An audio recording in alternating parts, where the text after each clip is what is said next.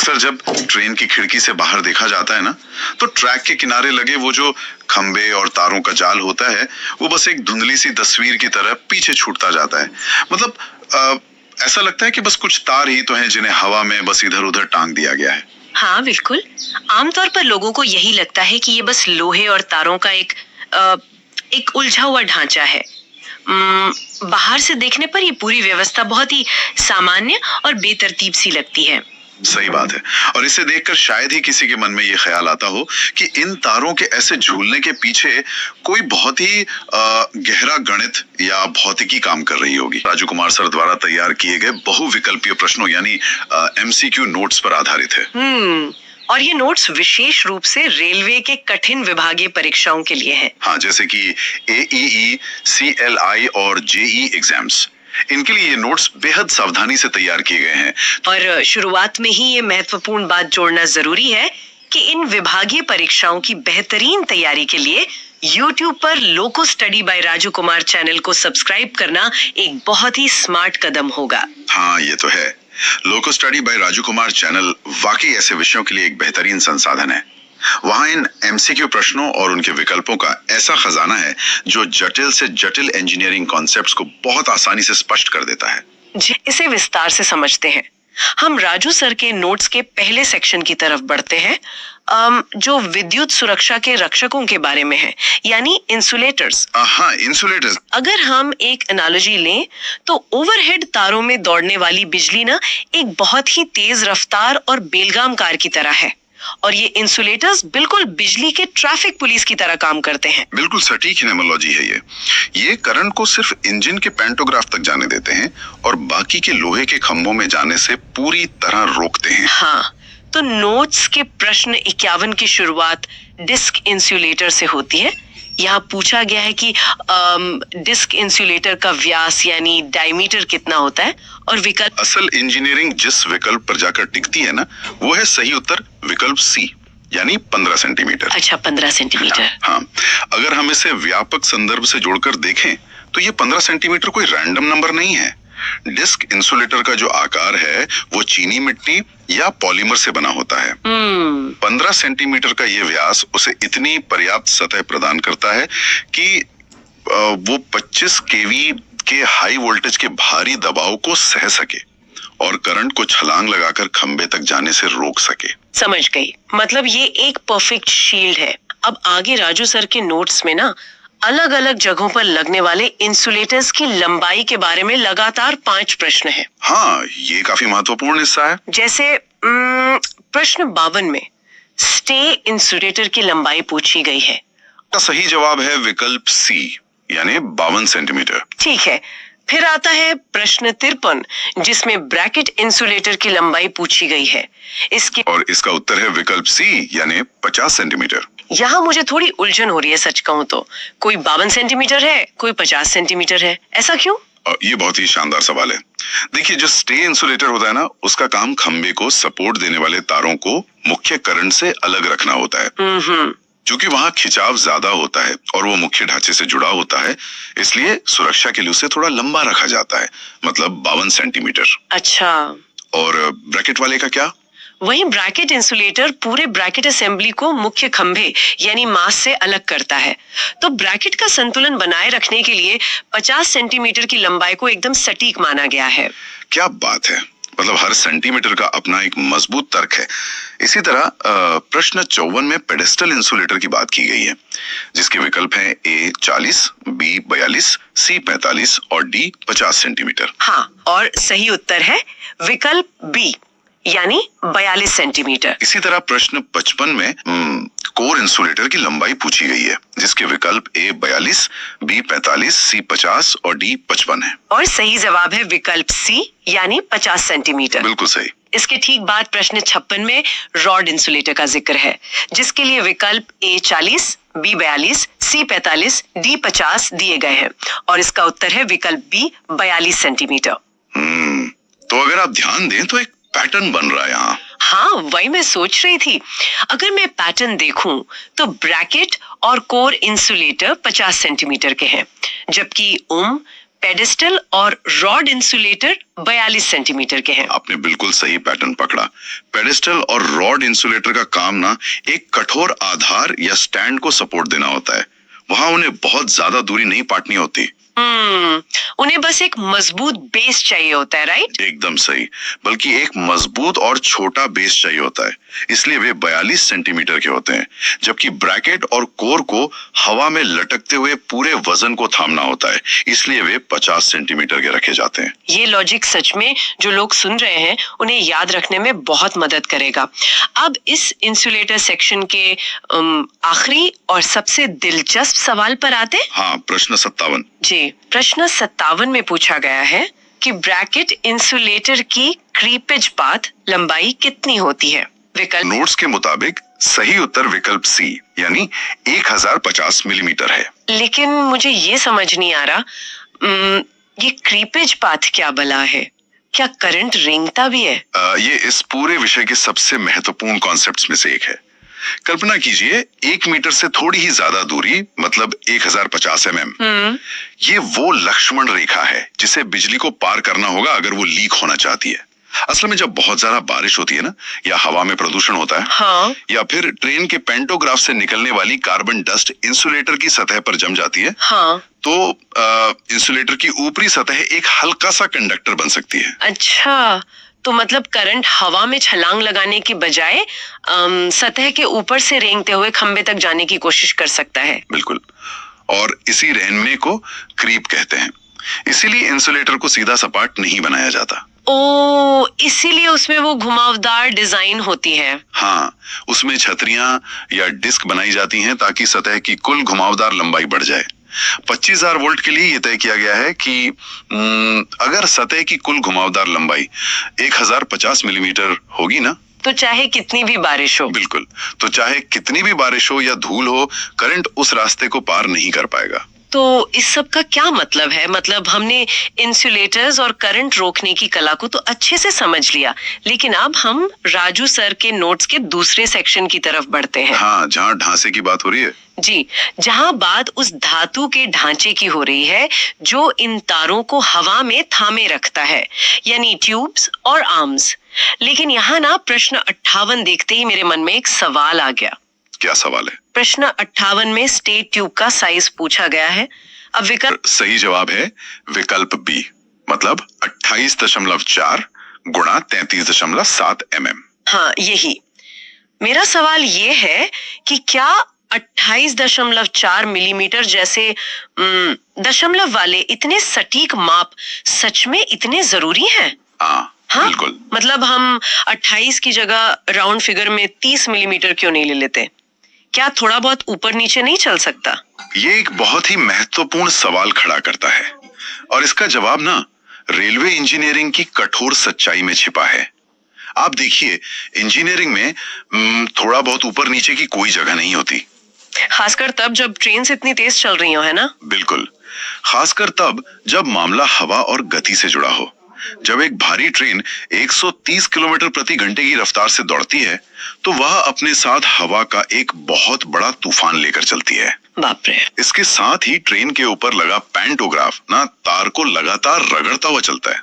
हाँ, जाहिर है इससे बहुत भयंकर कंपन यानी वाइब्रेशंस पैदा होते होंगे। एकदम सही, ये कंपन एक लहर की तरह पूरे ढांचे में दौड़ता है। अगर लोहे की ट्यूब 1 मिलीमीटर भी ज्यादा मोटी होगी ना, तो वो भारी हो जाएगी और तार को नीचे की तरफ झुका देगी। अच्छा। और अगर वो 1 मिलीमीटर भी पतली होगी, तो रेजोनेंस या कंपन के कारण वो कुछ ही महीनों में चटक कर टूट जाएगी। ये 28.4 गुणा 33.7 mm एक ऐसा परफेक्ट गणितीय अनुपात है जहां ट्यूब हल्की भी रहती है और अधिकतम वाइब्रेशंस को सोख भी लेती है। ये तो सच में किसी जादुई गणित की तरह है, मतलब हर चीज एकदम कैलकुलेटेड। अब इसी गणित को आगे के प्रश्नों में देखते हैं। प्रश्न 59 में ब्रैकेट ट्यूब का स्टैंडर्ड साइज पूछा गया है। सही उत्तर है विकल्प बी, 30 गुणा 38 mm। यह स्टेट ट्यूब से थोड़ी सी मोटी है। ऐसा क्यों? क्योंकि ब्रैकेट ट्यूब उस पूरे सिस्टम की रीढ़ की हड्डी है। स्टेट ट्यूब तो सिर्फ सपोर्ट देती है, लेकिन ब्रैकेट ट्यूब तारों और इंसुलेटर्स का सीधा मुख्य भार उठाती है। अच्छा, मतलब उसे ज्यादा वजन सहना है। बिल्कुल, इसे ज्यादा वजन सहना है, इसलिए इसका स्टैंडर्ड साइज थोड़ा सा बढ़ाकर 30 गुना 38 mm कर दिया गया है। समझ गई।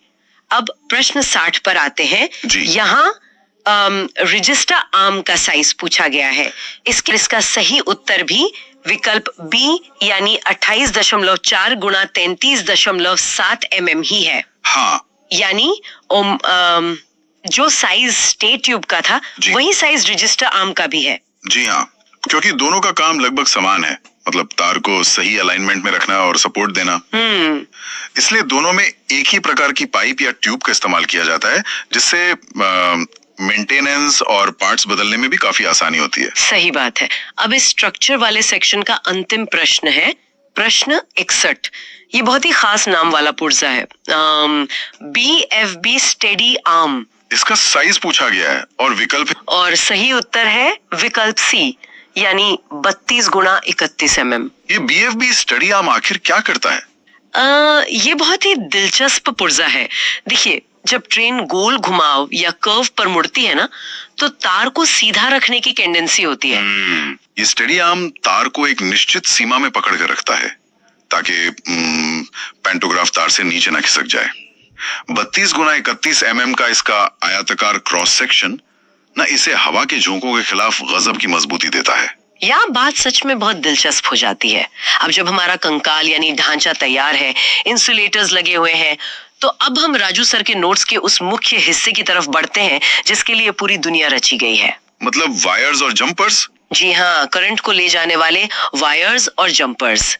अगर श्रोता इसकी कल्पना करे ना, तो रेलवे ट्रैक के ऊपर फैले ये तार किसी इंसान के शरीर की नसों और धमनियों की तरह हैं। बहुत ही सटीक तुलना है। जैसे हमारे शरीर में मुख्य धमनियां चौड़ी होती हैं क्योंकि उन्हें दिल से बहुत सारा खून ले जाना होता है, और नसें पतली होती हैं, वैसे ही तारों का व्यास इस बात पर निर्भर करता है कि उन्हें कितनी ऊर्जा का प्रवाह ले जाना है। हाँ, लेकिन शरीर के विपरीत यहाँ तारों में एक और चीज बहुत मायने रखती है, मटेरियल। अच्छा, मटेरियल। हाँ, एल्यूमिनियम का इस्तेमाल इसलिए किया जाता है क्योंकि वो हल्का और अच्छा सुचालक है, जबकि स्टेनलेस स्टील का उपयोग वहां किया जाता है जहां बहुत ज्यादा खिंचाव या तनाव सहने की जरूरत होती है। तो आइए इन धमनियों के आकार को राजू सर के MCQ के जरिए डिकोड करें। प्रश्न 62 में एंटी क्रीप वायर का व्यास पूछा गया है। जवाब है विकल्प सी, 12.54 mm। अब यहाँ फिर से वही शब्द आ गया, क्रीप। ये तार आखिर क्या है? भारत जैसे देश में जहां गर्मियों में तापमान 45 से 50 डिग्री तक चला जाता है ना, तो धातु के तार गर्मी से फैलते हैं। हाँ, थर्मल एक्सपेंशन। बिल्कुल। इस फैलाव के कारण पूरा तार सिस्टम ढीला होकर एक तरफ खिसक सकता है, जिसे क्रीप या रेंगना कहते हैं। एंटी क्रीप वायर एक विशेष तार है जो ढांचे के बीच में लगाया जाता है, ताकि वो उन्हें पकड़ के रखे। हाँ, ताकि वो तारों को दोनों तरफ से कसकर पकड़ सके और पूरे सिस्टम को खिसकने से रोक सके। 12.54 mm का व्यास इसे इतनी मजबूती देता है कि ये मीलों लंबे तारों के भारी खिंचाव को रोक सके। क्या गजब की साइंस है सच में। अब प्रश्न 63 देखिए, यहाँ लार्ज स्पैन वायर का व्यास पूछा गया है। इसका सही उत्तर है विकल्प बी, 14.70 mm। लार्ज स्पैन का मतलब जहां दो खंभों के बीच की दूरी बहुत ज्यादा हो, है ना? जैसे किसी नदी के पुल पर। बिल्कुल सही पकड़े आप। जब खंभे दूर होते हैं ना, तो तार का खुद का वजन उसे नीचे की ओर झुकाता है, जिसे सैग कहते हैं। इस झुकाव को रोकने के लिए और ज्यादा खिंचाव सहने के लिए तार को थोड़ा मोटा होना पड़ता है। इसलिए ये एंटी क्रीप वाले से मोटा यानी 14.70 mm का होता है। अब आते हैं जंपर्स पर। प्रश्न 64 में जी जंपर का व्यास पूछा गया है मैम, और सही जवाब है विकल्प बी, 15.20 mm। और वहीं प्रश्न 65 में सी जंपर का व्यास पूछा गया है ए। यहाँ सही जवाब है विकल्प बी, 9.54 mm। ये जंपर आखिर क्या होते हैं और जी और सी में इतना फर्क क्यों है? देखिए, जंपर का नाम ही उसके काम को बताता है। ये करंट को एक तार से दूसरे तार में जंप करवाता है, मतलब एक ब्रिज का काम करता है। अच्छा। अब जो जी जंपर है वो मेन लाइन पर लगता है जहां से भारी मात्रा में करंट को पास होना होता है, इसलिए वो मोटा यानी 15.20 mm होता है। और सी जंपर? जबकि सी जंपर आमतौर पर सपोर्टिंग ढांचे या अर्थिंग के आसपास इस्तेमाल होता है, जहां करंट का फ्लो कम होता है, इसलिए वो पतला यानी 9.54 mm होता है। ये तो एकदम स्पष्ट हो गया। अब मटेरियल वाले सवाल पर आते हैं। प्रश्न 66 में एल्यूमिनियम से बने आरसी वायर का व्यास पूछा गया है। उत्तर है विकल्प बी 19.50 mm। और वहीं इस सेक्शन के आखिरी प्रश्न 67 में एसएस यानी स्टेनलेस स्टील वायर रोप का व्यास पूछा गया है, जिसके और इसका उत्तर है विकल्प बी 8.50 mm। यानी एल्यूमिनियम का तार 19.50 mm मोटा है और स्टील का तार सिर्फ 8.50 mm का। इतना भारी अंतर। अब इसके पीछे प्योर फिजिक्स काम कर रही है। देखिए, एल्यूमिनियम बिजली का बहुत अच्छा सुचालक है, लेकिन उसकी अपनी मजबूती थोड़ी कम होती है, तो उसे मोटा बनाना पड़ता है। बिल्कुल, उसे टूटने से बचाने के लिए मोटा बनाना पड़ता है। दूसरी तरफ स्टेनलेस स्टील बहुत ही मजबूत धातु है, वो आसानी से नहीं टूटता। इसलिए स्टील का तार बहुत पतला यानी 8.50 mm रखा जा सकता है, जिससे वजन भी कम रहे और मजबूती भी बनी रहे। अद्भुत। अब हम राजू सर के नोट्स के अंतिम और सबसे तकनीकी सेक्शन की ओर बढ़ रहे हैं। प्रश्न 68 से 75। अभी तक हमने तारों की चौड़ाई यानी व्यास की बात की। हाँ। लेकिन यहाँ एक सवाल है, क्या सिर्फ तार की चौड़ाई ही ये तय करती है कि वो कितनी बिजली सह सकता है?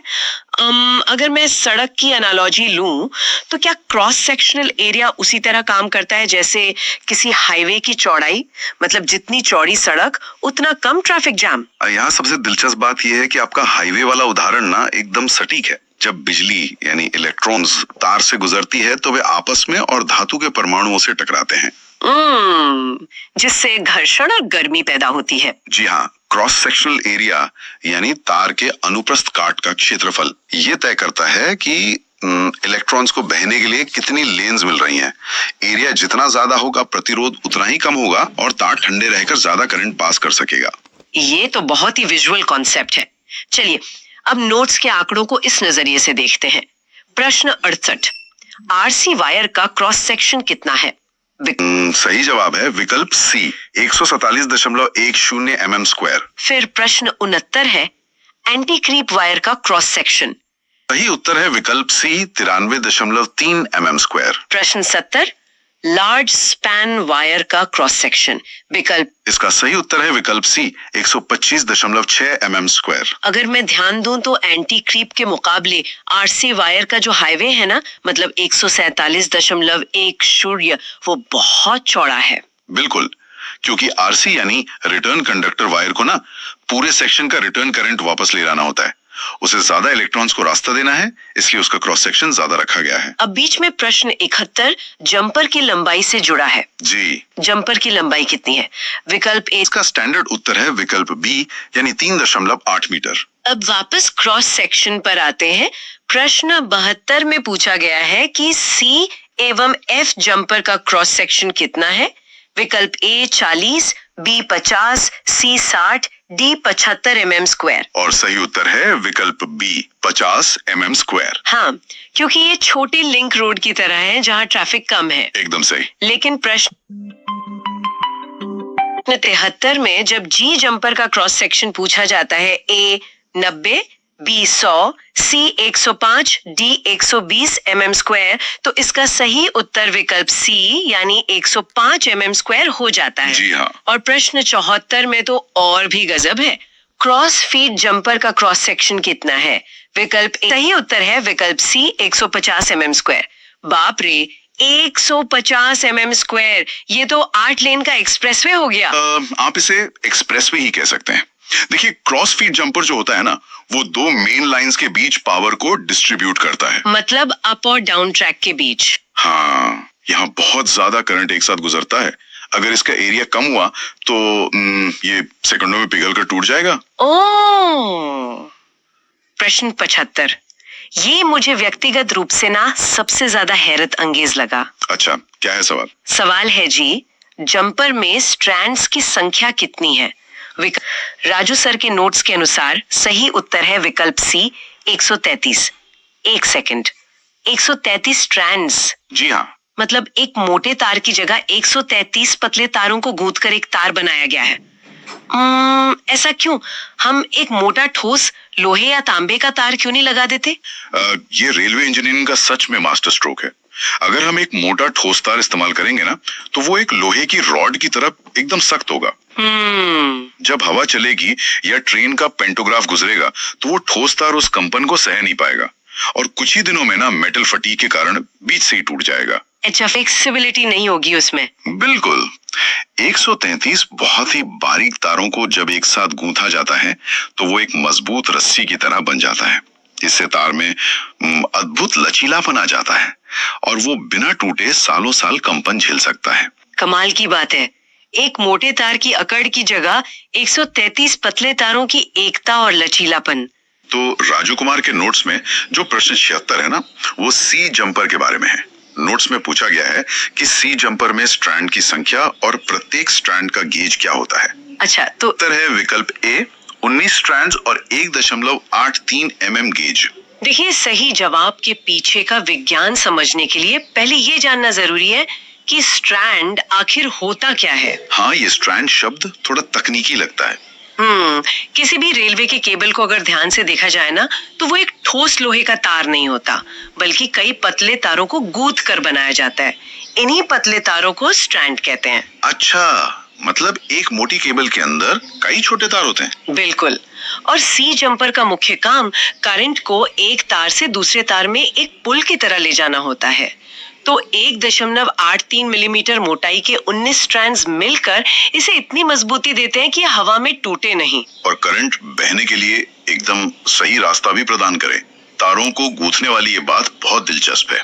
इसी तरह प्रश्न 78 में कैटेनरी वायर की बात की गई है। हाँ, वहाँ भी अलग अलग विकल्प होंगे। जी, वहाँ भी परीक्षा के विकल्पों में 19 और 37 स्ट्रैंड्स के अलग अलग कॉम्बिनेशन दिए गए हैं, लेकिन इसका सही उत्तर है विकल्प ए, 19 स्ट्रैंड्स और 2.103 mm गेज। और इसके बाद कौन सा प्रश्न है? फिर प्रश्न 79 में एंटी क्रीप वायर आता है। इसका सही उत्तर भी विकल्प ए ही है, यानी 19 स्ट्रैंड्स।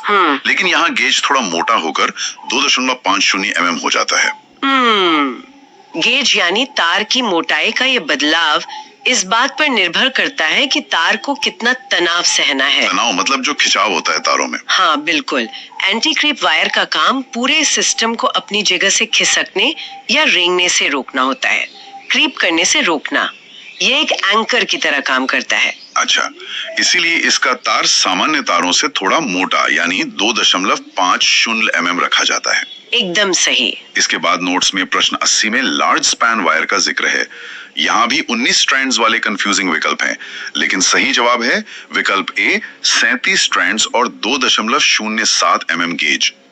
लार्ज स्पैन में अचानक 37 स्ट्रैंड्स का इस्तेमाल होना कोई इत्तेफाक नहीं है। तो फिर इसका क्या कारण है? देखिए, जब दो खंभों के बीच की दूरी बहुत ज्यादा होती है ना, तो तार का अपना भारी वजन और तेज हवा का दबाव बहुत अधिक टेंसाइल स्ट्रेस पैदा करता है। मतलब तार के टूटने का खतरा बढ़ जाता होगा। बिल्कुल। ऐसे में 19 के बजाय 37 स्ट्रैंड्स उस भारी तनाव को आपस में बेहतर तरीके से बांट लेते हैं और तार को बीच से टूटने से बचाते हैं। ये तो बहुत ही लॉजिकल है। और प्रश्न 81 में आरसी वायर के लिए सही उत्तर है विकल्प ए, 19 स्ट्रैंड्स और 3.98 mm गेज। हाँ, ये भी तनाव और करंट के हिसाब से तय होता है। और अब नोट्स का वो सवाल आता है, यानी प्रश्न 82, जिसने सबसे ज्यादा सोचने पर मजबूर किया।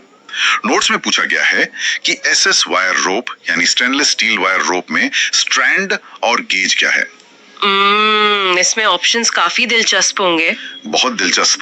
बाकी विकल्पों में वही 19 या 37 स्ट्रैंड्स दिए गए हैं, लेकिन सही उत्तर है विकल्प ए, 238 स्ट्रैंड्स और 1 mm गेज। ये रेलवे इंजीनियरिंग का एक बहुत ही शानदार और तार्किक पहलू है। यही तो सबसे बड़ी हैरानी की बात है।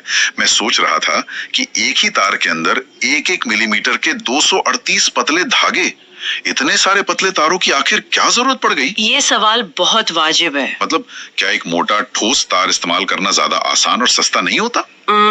अगर एक मोटा तार इस्तेमाल किया जाए ना, तो वो सिस्टम को ही तबाह कर देगा। अरे वो कैसे? देखिए, एसएस वायर रोप का इस्तेमाल रेलवे में वहां होता है जहां पुली सिस्टम लगा होता है, घिरनी वाला सिस्टम। अच्छा, जहां तार गोल घूमता है। हाँ, पुली के पहिए पर से गुजरने वाले तार को दिन भर में लगातार घूमना, मुड़ना और तापमान के हिसाब से ऊपर नीचे होना पड़ता है। अगर लोहे या स्टील का एक मोटा तार लिया जाए तो बार बार मुड़ने से उसमें फटीग आ जाएगी। फटीग मतलब वो अंदर से कमजोर हो जाएगा और टूट जाएगा। बिल्कुल, इसे ऐसे समझा जा सकता है कि लोहे की एक मोटी छड़ को बार बार मोड़ना लगभग नामुमकिन है, लेकिन अगर उसी लोहे को एकदम पतले धागों में बदलकर उसकी एक मोटी रस्सी बना दी जाए तो क्या होगा? तो उसमें रेशम जैसा लचीलापन आ जाएगा, लेकिन ताकत लोहे की रहेगी। क्या बात है! एकदम सटीक विश्लेषण। 1 mm के 238 बेहद पतले तारों को एक साथ गूंदने से एक ऐसा तार मिलता है जो अविश्वसनीय रूप से मजबूत है और जिसे पुली पर मक्खन की तरह आसानी से मोड़ा जा सकता है। और इसी लचीलेपन की वजह से ये सिस्टम बिना टूटे सालों साल काम करता रहता है। ये तो सच में तारों का एक पूरा शरीर विज्ञान है। हाँ, और अब जब तारों की अंदरूनी बनावट समझ आ गई है तो अगला तार्किक कदम ये समझना है कि ये तार कितनी दूरी तक फैलाए जाते हैं। बिल्कुल, इनके सपोर्ट सिस्टम की लंबाई क्या होती है? राजू कुमार के नोट्स इस बाहरी कंकाल पर भी गहराई से रोशनी डालते हैं। चलिए प्रश्न 77 पर चलते हैं। उसमें क्या पूछा गया है? प्रश्न 77 में सी जंपर और एफ जंपर की लंबाई पूछी गई है।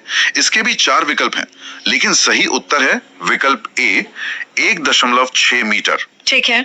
इसके बाद प्रश्न 83 में ब्रिडल वायर की लंबाई पूछी गई है, जिसके विकल्पों में 10.5 मीटर और 7 मीटर जैसे आंकड़े हैं, लेकिन सही उत्तर विकल्प ए है 8.5 मीटर। हाँ, ये जो ब्रिडल वायर है ना, ये मुख्य तार को सपोर्ट देने का काम करता है। मतलब एक तरह से बैलेंस बनाता है। हाँ, इसकी 8.5 मीटर की लंबाई एक आदर्श संतुलन बनाती है ताकि वजन सही से बंटा रहे और पूरा ढांचा हवा में स्थिर रहे।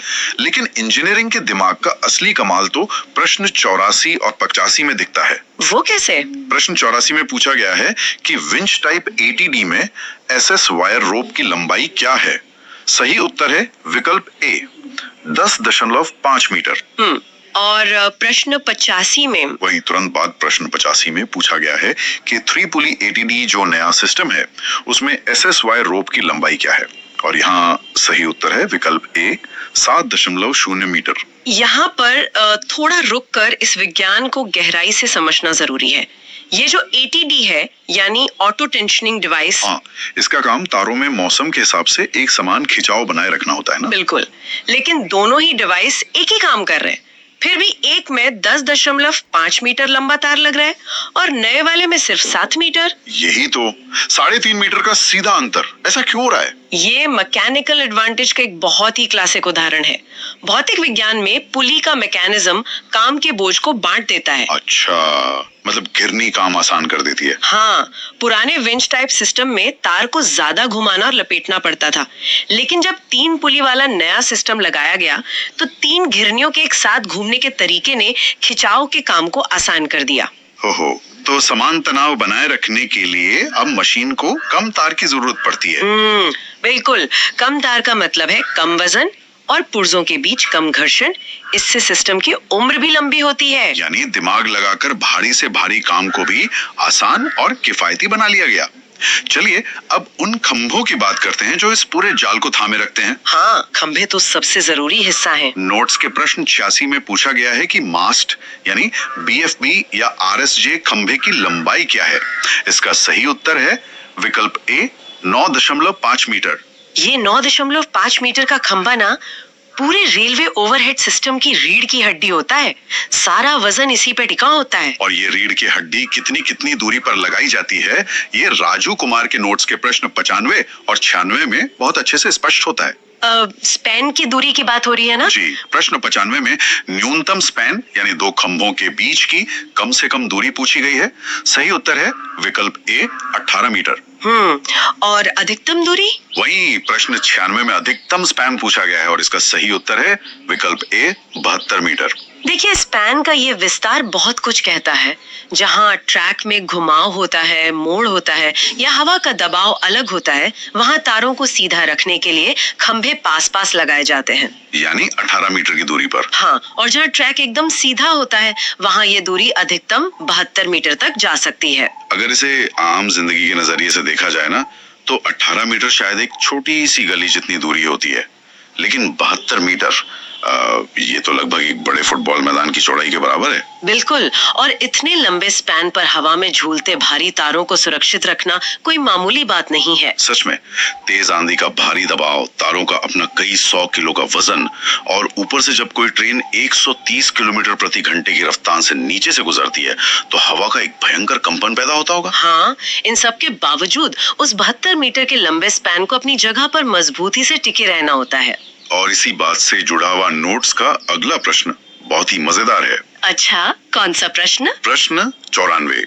इसमें पूछा गया है कि स्प्लिट पिन जो छोटी वाली होती है उसका साइज क्या है। वहाँ विकल्प हैं 40 गुणा 3.5 mm या 37 गुणा 2.07 mm। लेकिन सही जवाब क्या है? सही उत्तर है विकल्प ए 20 गुणा 2.5 mm। अब सोचने वाली बात है, 72 मीटर का विशाल स्पैन, 9.5 मीटर ऊंचे लोहे के खंभे, हजारों किलो का तनाव। हाँ, और उन सब को सही जगह पर लॉक करने में एक 20 मिलीमीटर यानी मुश्किल से 2 सेंटीमीटर की एक छोटी सी स्प्लिट पिन अपनी अहम भूमिका निभाती है। यही तो इंजीनियरिंग की सबसे बड़ी खूबसूरती है। इतने विशाल और भारी ढांचे का टिके रहना अक्सर सबसे छोटे पुर्जे की मजबूती पर निर्भर करता है। बिल्कुल, वो 20 mm की पिन ये सुनिश्चित करती है कि ट्रेन के भयंकर कंपन की वजह से कोई भी नट बोल्ट खुलकर गिरे नहीं। चलिए, अब इस चर्चा के तीसरे खंड की ओर बढ़ते हैं। खंभों और स्पैन की बात तो हो गई, लेकिन एक बहुत बड़ा सवाल ये है कि इन खंभों को ट्रेन के ट्रैक से कितनी दूर गाड़ा जाए। यहीं से एक बहुत ही भारी भरकम तकनीकी शब्द आता है, इम्प्लांटेशन। इम्प्लांटेशन सुनने में ये शब्द शायद किसी मेडिकल सर्जरी या दांतों के डॉक्टर का टर्म लगता है। हाँ, लगता तो है, लेकिन रेलवे की भाषा में ये सुरक्षा का सबसे बड़ा आधार है। इसका मतलब क्या होता है रेलवे में?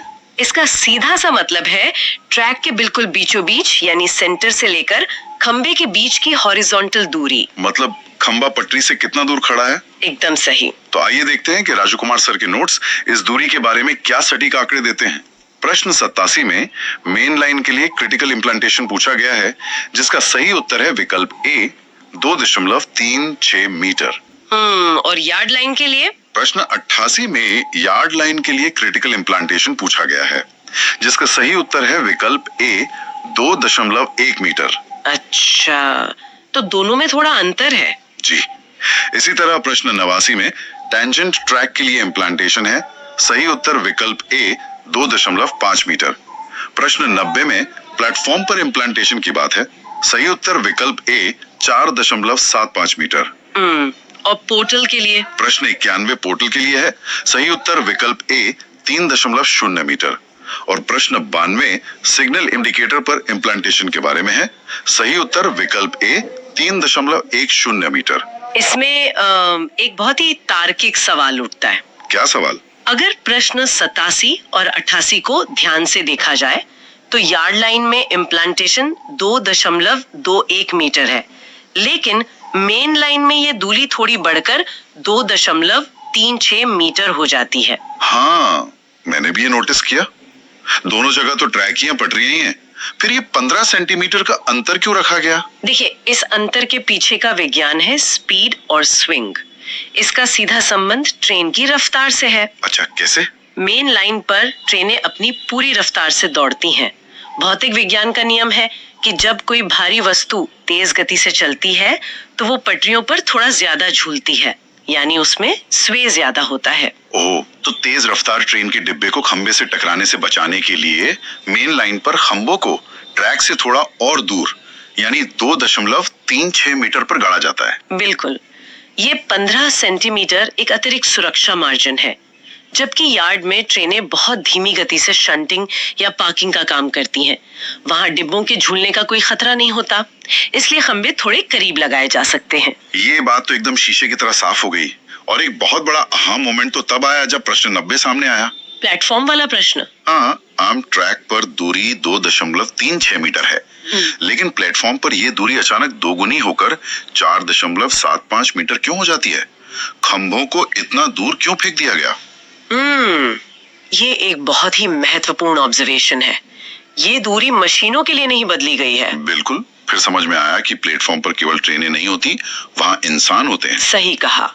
यात्रियों की भीड़, उनके लंबे बैग, ट्रॉलियां और छाते। हाँ, तो लोगों को 25,000 वोल्ट के हाई वोल्टेज करंट के दायरे से पूरी तरह दूर रखने के लिए ऐसा किया जाता है। और ये सुनिश्चित करने के लिए भी कि कोई यात्री या उसका सामान ट्रेन और खंभे के बीच किसी भी हाल में ना फंस जाए। इसलिए प्लेटफॉर्म पर खंभों को ट्रैक से काफी पीछे धकेल दिया जाता है। ये पूरी तरह से मानवीय सुरक्षा के लिए उठाया गया कदम है। रेलवे इंजीनियरिंग सिर्फ मशीनों को सुचारू रूप से चलाने के लिए नहीं की जाती, बल्कि हर एक यात्री की जान को सर्वोच्च प्राथमिकता दी जाती है। एकदम सही निष्कर्ष है। 4.75 मीटर की यह दूरी उसी सुरक्षा दर्शन का एक जीता जागता सबूत है। ये जानकर वाकई सुकून मिलता है। तो इस तरह ट्रैक के अगल बगल की हॉरिजॉन्टल दूरियों का गणित तो सुलझ गया। अब अपना सिर थोड़ा ऊपर उठाना होगा और आसमान की ओर देखना होगा। बिल्कुल। हमारे आखिरी खंड में ऊंचाई के नियमों पर बात की जाएगी। हवा में झूलते इन खतरनाक तारों की सटीक ऊंचाई जमीन से कितनी होनी चाहिए? राजू कुमार के नोट से प्रश्न 93 देखते हैं। इसमें क्या पूछा गया है? इसमें एलसी गेट यानी लेवल क्रॉसिंग या रेलवे फाटक पर हाइट गेज बार की ऊंचाई पूछी गई है। सही उत्तर है विकल्प ए 4.67 मीटर। 4.67 मीटर। इसके बाद प्रश्न 97 आता है, जिसमें कंटैक्ट वायर यानी वो मुख्य तार जो ट्रेन के ऊपर पेंटोग्राफ को छूता है, उसकी न्यूनतम ऊंचाई पूछी गई है। सही उत्तर है विकल्प ए 4.80 मीटर। और अधिकतम ऊंचाई क्या है? प्रश्न 98 में इसी कॉन्टैक्ट वायर की अधिकतम ऊंचाई पूछी गई है। सही उत्तर है विकल्प ए 5.80 मीटर। ठीक है। आगे प्रश्न 99 रेगुलेटेड ओएचई में कॉन्टैक्ट वायर की ऊंचाई के बारे में है। सही उत्तर विकल्प ए 5.60 मीटर। और अंत में प्रश्न 100 जो अनरेगुलेटेड ओएचई में कॉन्टैक्ट वायर की ऊंचाई पूछता है। सही उत्तर है विकल्प ए 5.75 मीटर। अब यहाँ प्रश्न 93 और 97 के बीच का संबंध ना बहुत ही गहरा है। कैसे? रेलवे फाटक पर एक लोहे का ढांचा लगा होता है जिसे हाइट गेज कहते हैं। उसकी ऊंचाई 4.67 मीटर ही क्यों रखी गई है? इसे 5 मीटर या 4.5 मीटर जैसा कोई आसान राउंड फिगर क्यों नहीं रखा गया? हाँ, ये सोचने वाली बात है। इतना सटीक नंबर क्यों? इस सवाल का जवाब प्रश्न 97 के उस आंकड़े में छिपाएं। अगर ध्यान दिया जाए तो कॉन्टैक्ट वायर जिसमें 25,000 वोल्ट का जानलेवा करंट दौड़ रहा होता है, उसकी जमीन से न्यूनतम ऊंचाई 4.80 मीटर तय की गई है। अच्छा। अब कल्पना की जाए कि किसी रेलवे क्रॉसिंग से कोई बहुत ऊंचा ट्रक या गन्ने से भरे ट्रैक्टर ट्रॉली गुजर रही है। अगर उस गाड़ी की ऊंचाई 4.80 मीटर या उससे ज्यादा हुई तो क्या होगा? बाप रे, वो सीधे उस हाई वोल्टेज तार से टकरा जाएगी। परिणाम एक भयंकर और जानलेवा हादसा होगा। ये तो है। इसीलिए क्रॉसिंग से ठीक पहले सड़क पर लोहे का वो भारी हाइट गेज लगाया जाता है और उसकी ऊंचाई जानबूझकर 4.67 मीटर रखी जाती है। बिल्कुल। इसके पीछे का विज्ञान ये है कि अगर कोई खतरनाक रूप से ऊंचा ट्रक आता है तो वो असली बिजली के तार तक पहुंचने से पहले ही उस लोहे के गेज से टकराकर रुक जाएगा। ओहो, मतलब गेज जो 4.67 मीटर पर है और असली तार जो 4.80 मीटर पर है, उनके बीच 13 सेंटीमीटर का एक सुरक्षित मार्जिन रखा जाता है। हाँ, इंजीनियरिंग की भाषा में इसे एक बेहतरीन फेल सेफ सिस्टम कहते हैं। यानी अगर कोई इंसानी गलती हो भी जाए तो सिस्टम इस तरह काम करे कि किसी की जान पर बन ना आए। क्या अद्भुत और दूरदर्शी प्लानिंग है। मतलब हादसा होने से पहले ही सिस्टम ने उसे रोकने का एक अदृश्य और मजबूत पहरेदार बिठा रखा है। ये सच में मास्टर क्लास है। और ये जो रेगुलेटेड जो 5.60 मीटर पर है और अनरेगुलेटेड ओएचई जो 5.75 मीटर पर है, इनके बीच का अंतर भी काफी सोचने पर मजबूर करता है। ये अंतर भी मौसम और भौतिकी का एक बेहतरीन संयोजन है। इन दोनों के बीच सिर्फ 15 सेंटीमीटर का बारीक अंतर है। ये रेगुलेटेड ओएचई क्या होता है? रेगुलेटेड ओएचई वो आधुनिक सिस्टम होता है जिसमें ऑटोमेटिक टेंशनिंग डिवाइस लगा होता है। ये डिवाइस मौसम के हिसाब से तार के खिंचाव को खुद ही एडजस्ट कर लेता है। अच्छा, तो तार ज्यादा नीचे नहीं झूलता? बिल्कुल। और उसे 5.60 मीटर की ऊंचाई पर सुरक्षित रूप से रखा जा सकता है। लेकिन अनरेगुलेटेड ओएचई में ऐसा कोई ऑटोमेटिक स्प्रिंग या डिवाइस नहीं होता। तो फिर गर्मियों में क्या होता है? धातुओं का तो एक प्राकृतिक गुण होता है कि गर्मियों में वे फैलती हैं। एकदम सही पकड़ा।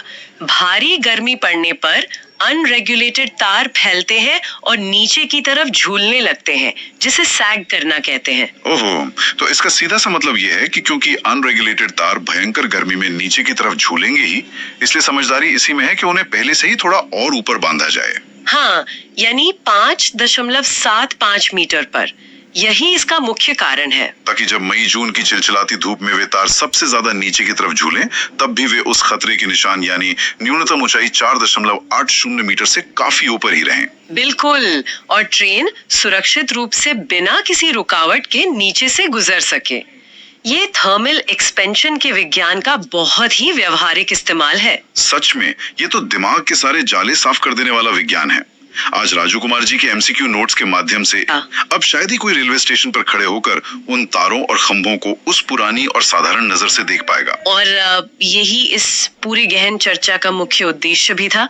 बाहर से देखने पर जो सिर्फ तारों का एक उलझा हुआ जाल लगता है, उसके पीछे मिलीमीटर और मीटर का इतना कठोर और जीवन रक्षक विज्ञान दिन रात काम कर रहा होता है। बिल्कुल, 20 mm की एक छोटी सी स्प्लिट पिन से लेकर 72 मीटर के उस विशाल स्पैन तक, और पुली पर घूमने वाले 1 mm के 238 स्ट्रैंड्स से लेकर क्रॉसिंग पर लगे 4.67 मीटर के उस रक्षक हाइट गेज तक, सब कुछ बहुत ही नपातुला है। इस पूरे ढांचे में किस्मत या तुक्केबाजी के लिए कोई जगह नहीं है। यहाँ सिर्फ और सिर्फ विशुद्ध गणित का राज है। बिल्कुल सही। और अंत में उन सभी श्रोताओं को फिर से याद दिलाना चाहूंगी जो AECLI या JEE जैसी कठिन विभागीय परीक्षाओं की तैयारी कर रहे हैं, राजू कुमार जी के ये नोट्स किसी मास्टर की से कम नहीं है। और इस तरह की तकनीकी बारीकियों को गहराई से समझने के लिए YouTube पर loco study by Raju Kumar channel एक बेहतरीन संसाधन है। जो लोग रेलवे इंजीनियरिंग को गंभीरता से समझना चाहते हैं, उन्हें इस चैनल को जरूर सब्सक्राइब करना चाहिए। जी बिल्कुल।